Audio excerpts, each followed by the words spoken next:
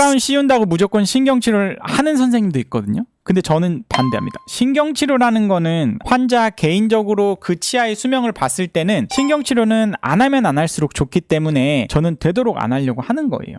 그래서 마찬가지로 크라운 씌울 때에도 안 하려고 노력을 하는 거예요. 신경치료를 만약에 해야 된다라고 할 때는 근거가 있어야 돼요. 그래서 무슨 근거냐, 그게 치아 안에 들어있는 치수의 상태. 치아는 신경이 들어가 있기 때문에 뭔가 찬 것도 느끼고 뜨거운 것도 느끼고 뭔가 고유 감각을 느낄 수가 있는 거예요. 근데 일시적으로 찬 거에 약간 민감하게 느낀다? 그런 것들은 가역적인 치수염이라고 저희가 진단을 해요. 가역적이라는 소리는 다시 돌아갈 수 있다는 거잖아요. 정상적으로. 그렇기 때문에 이 상황이 됐을 때 찬 거에 시리다고 해서 신경치료를 결정하는 건 절대 비추천이라고 생각을 하고요. 이게 비가역적인 치수염으로 넘어가신 분들 같은 경우에는 이제 링거링 페인이라 그래서 찬물을 댔는데 너무 시려. 근데 이제 자극원을 제거했음에도 불구하고 통증이 링거에 달린 것처럼 지속이 되더란 말이죠. 그래서 뱉었는데도 여기가 한참 아리신 분들은 링거링 페인이 있으면 가역적인 상태에서 비가역적인 상태로 넘어가고 있다라고 생각되기 때문에 그때부터는 신경치료를 고려를 할 필요가 있고요. 또 찬 거에만 반응이 있는 게 아니고 뜨거운 거에까지도 반응이 있다 그러면은 실은 비가역적인 상태로 넘어가 있을 수도 있어요. 그래서 이제 뜨거운 거 먹었을 때 굉장히 통증이 있고 차가운 거를 얼음을 대면은 굉장히 통증이 감소가 되는 그런 분들은 전형적인 비가역적인 치수염이기 때문에 하루라도 빨리 치과에 가셔서 신경치료를 하시는 게 맞고요. 그러다가 신경이 죽어버리면 온도 변화에 편안하신데 이걸 내버려 뒀을 때는 치아 뿌리 끝에 염증이 생기게 돼요. 이 염증이라는 건 다른 게 아니고 신경이 괴사가 돼서 이제 바깥쪽으로 세균들이 빠져나가면서 뼈를 녹이는 거기 때문에 치아 뿌리 쪽을 엑스레이 상으로 까맣게 염증이 잡히는 거고요. 그런 상태가 있을 때는 무조건 신경치료를 하시는 거예요.